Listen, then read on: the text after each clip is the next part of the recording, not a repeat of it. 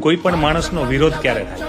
વિરોધ ત્યારે જ થાય છે જ્યારે આપણે ભગવાન આપને આગળ લઈ જવા માંગતા હોય. જ્યારે ભગવાન આપને સક્ષમ બનાવવા માંગે છે ને ત્યારે દુનિયા વિરોધ કરશે તમારો. અને એ વિરોધ ભગવાન જ કરાવશે. તમને બધી બાજુથી દુઃખ આપશે, તમને એકલા કરશે. પણ જો આ એકલાપણામાં તમે ટકી ગયા અને તમે પરીક્ષામાં પાસ. હવે ભગવાનને તમને કંઈક આપવું છે, જો તમને આમ નામ આપી દે તમને એની કદર નથી થવાની. એટલે એ આપણી પરીક્ષા જ લેતા હોય, પહેલા મજબૂત બનાવે આપણને. તમે એને લાયક છો, તમને લાયક બનાવશે પહેલા. તમને બધી બાજુથી એકલા કરાવશે, બધાનો વિરોધ કરાવશે, અને પછી ભગવાન તમને આપશે.